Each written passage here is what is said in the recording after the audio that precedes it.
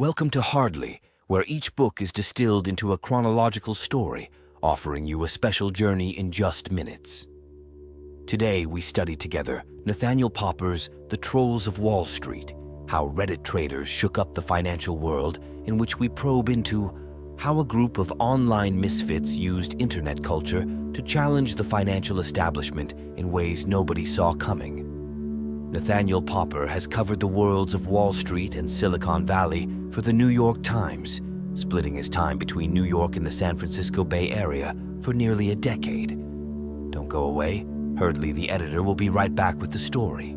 It all started in 2012 when Jamie Rogozinski, an unassuming figure working a dull job in Washington, D.C., stumbled upon the world of options trading. A mix of personal dissatisfaction and curiosity led him to create an online community on Reddit, Wall Street Bets. This space became a refuge for those eager to break away from conventional finance and explore high-risk trades that many saw as foolhardy. Jamie wasn't alone for long. Jordan Zazara, a tech-savvy gamer with a troubled past, soon joined the forum. With his coding skills, he helped keep the community in check as its numbers grew. What made Wall Street Bets stand out wasn't just the obsession with risky financial moves.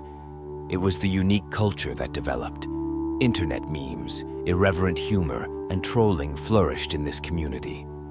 Discussions about losses were celebrated just as much as wins. Those who flaunted their success often found themselves mocked or trolled by others. This environment gave birth to a strange camaraderie among its members, mostly young men feeling disconnected from traditional society and lured in by the adrenaline rush of speculative trading. By 2016, Wall Street Bets had become a chaotic ecosystem of financial bravado and dark humor. The participants didn't just see trading as a way to make money, they treated it as a form of rebellion. They mocked the financial establishment, turning each bet on the stock market into an act of defiance. As one user famously put it, the only thing worse would be to listen to their advice.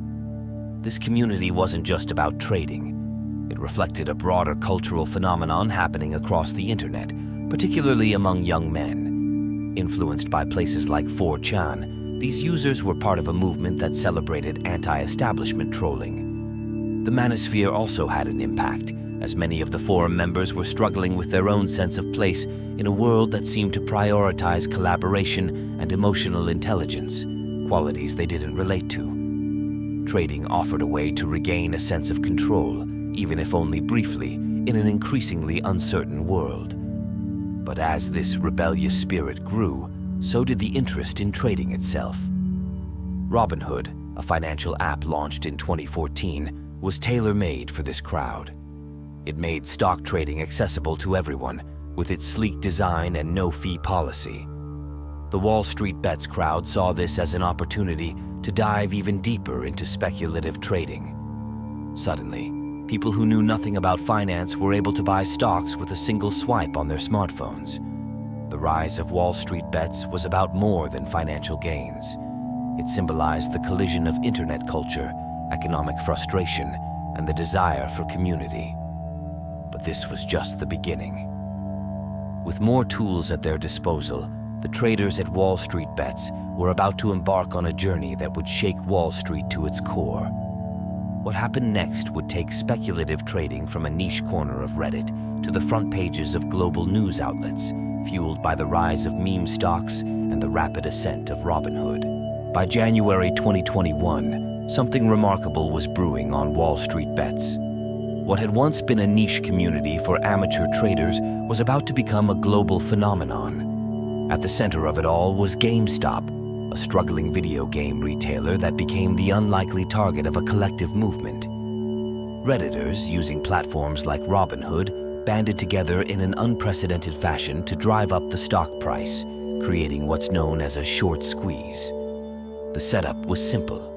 Hedge funds, seeing GameStop as a dying business, had heavily shorted the stock. They were betting the price would continue to fall, allowing them to profit from its decline. But Wall Street Bets members saw this as an opportunity. Armed with their own brand of financial rebellion and a firm belief in their ability to outwit Wall Street insiders, they began buying GameStop shares en masse. "We're all in this together," one user posted, rallying others to join the cause. As the stock price soared from $20 to over $400 within days, hedge funds like Melvin Capital, who had shorted GameStop, found themselves in a financial nightmare. They were forced to buy back the stock at increasingly higher prices to cover their positions, which only fueled the upward surge. The phrase "diamond hands" became a rallying cry for those holding onto their shares, signaling their refusal to sell, no matter the risk. It was a movement born out of both financial strategy and internet culture. In the midst of this chaos, Robinhood, the app that had made trading so accessible, suddenly became a villain in the story. On January 28, 2021, Robinhood restricted buying GameStop shares, citing the need to meet regulatory capital requirements. This move sent shockwaves through the Wall Street Bets community. Many felt betrayed. As one angry user posted, "They let the rich trade, but they shut us down when we start winning." This added fuel to the fire as suspicions of market manipulation ran rampant. The GameStop frenzy wasn't just about making money. For many in the community, it was personal, a way to exact revenge on Wall Street for years of perceived injustice. They saw themselves as David standing up to Goliath, wielding the power of the internet to humble powerful hedge funds. The frenzy spread beyond GameStop, with other so-called meme stocks like AMC and BlackBerry also experiencing dramatic price swings. Media outlets around the world couldn't ignore it anymore. Suddenly, the little-known corner of Reddit had the attention of everyone, from financial analysts to government regulators. But as quickly as it rose, the GameStop frenzy began to cool. The stock's price tumbled back down, and many small-time investors lost significant sums of money. Some had entered the fray too late, while others were caught in the wave of restrictions and confusion. Despite the losses, the episode revealed something profound: the collective power of retail traders and the democratization of the stock market. As one Redditor remarked after the dust settled, "Even when we lose, we win. We showed them we're not just pawns in their game." This seismic event raised deeper questions about the future of retail trading, financial regulation, and the role of technology in shaping market behavior. What happened next was a moment of reflection for both Wall Street Bets and the wider financial world. As the dust settled, the community began to consider what they had learned and how they could continue influencing markets in a more sustainable way, setting the stage for the evolution of online trading. After the dust from the GameStop frenzy began to settle, the financial world found itself in a moment of reckoning. Hedge funds had been shaken, regulators were on high alert, and retail traders, many of whom had either made small fortunes or lost significant amounts, began to reflect on what had just transpired. The ripple effects were undeniable. For Wall Street Bets, the GameStop saga wasn't just a flash in the pan. It symbolized the beginning of something far larger, a shift in how people thought about money, power, and their role in the financial markets. By early 2022, the conversation on Wall Street Bets had expanded. Cryptocurrencies, decentralized finance, DeFi, and NFTs became central topics, pulling in new traders who were eager to challenge traditional financial systems. For many, the appeal of cryptocurrencies like Bitcoin and Ethereum lay in their promise to sidestep the very systems they had grown to distrust, those run by central banks, governments, and financial institutions. One user succinctly posted, "Crypto is the ultimate F*****U to the establishment." But as more people jumped on the DeFi bandwagon, it became clear that the Wild West of online trading was evolving. Robinhood, whose image had taken a hit after restricting GameStop trades, faced competition from newer apps and decentralized platforms that promised even more freedom. "It's like Wall Street Bets, but with no rules," one user wrote when describing the excitement surrounding decentralized exchanges. This shift represented a new chapter in online trading, where the power of collective movements wasn't confined to stocks alone. the regulatory landscape too was changing. Lawmakers and regulators were keenly aware of how close the GameStop situation had come to creating real financial chaos. Throughout 2021 and 2022, hearings were held to discuss the impact of apps like Robinhood and the role social media played in influencing market behavior. In particular, discussions focused on protecting small investors while maintaining the freedom that had made online trading so popular. "We're not just here to play the game," one Redditor commented. "We're here to change it." Yet, as Wall Street bets and online trading communities continued to grow, so did the risks. By late 2022, a growing number of users were cautioning against the dangers of getting swept up in market hysteria. The GameStop saga had left a mark, and not just on Wall Street. For many amateur traders, it was a painful lesson in the volatility of markets, and some were now advocating for more thoughtful, long-term strategies. "You can't always YOLO your way to success," one veteran of the subreddit posted in 2023, reflecting the community's gradual shift toward a more balanced approach. Despite the lessons learned, the spirit of Wall Street bets remained unchanged. The community had proven that, together, they could influence markets in ways previously unimaginable, but they also began to understand the responsibility that came with this power. The rise of cryptocurrencies and decentralized finance offered new opportunities and new risks. The future of online trading was still in flux, and the players were evolving just as fast as the tools at their disposal.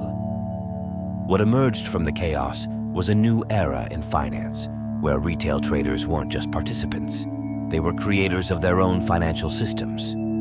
The revolution sparked by GameStop was only the beginning. The decentralized nature of finance was evolving rapidly, and with it, the potential for both unprecedented opportunity and risk. When an online community of outsiders like Wall Street Bets uses memes and collective action, they can dramatically disrupt Wall Street's biggest players, as seen in the GameStop frenzy. Retail traders, empowered by apps like Robinhood, pooled their resources, leveraging social media's power to challenge hedge funds. Their collective force caused massive market upheavals, proving that ordinary people can influence financial markets. However, the risks are high, and while some gained fortunes, others faced significant losses, highlighting the volatility of such movements.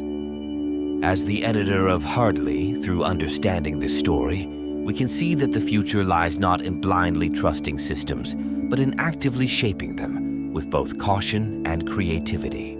In revisiting the key argument, how a group of online misfits used internet culture to challenge the financial establishment, we see this played out not only in the rise of Wall Street bets, but in the unexpected ripple effects that followed. One striking story that truly embodies this is the tale of Roaring Kitty, also known as Keith Gill, a financial analyst who, in 2021, became the face of the GameStop movement. Sitting in his modest home office, Roaring Kitty live-streamed his analysis of GameStop to an audience of Redditors. What started as a niche discussion exploded into a viral sensation when Gill's predictions about the stock's potential gains proved right. While hedge funds were betting on GameStop's collapse, Roaring Kitty's relentless optimism inspired millions. His now famous phrase, "I like the stock," became a rallying cry for retail traders everywhere. His approach wasn't flashy or backed by corporate power. It was built on sheer belief, research, and the collective support of Wall Street bets. Gill's success not only upended Wall Street, but also turned him into a cult hero of sorts. Ultimately, the story of Roaring Kitty underscores the unpredictable yet immense power of online communities to disrupt financial norms. The story validates the argument that decentralized movements driven by collective action and internet culture can shake the foundations of traditional finance. The GameStop saga may have ended, but it left behind a blueprint for future financial revolutions, reminding us that in the world of trading, the underdogs can and will change the game.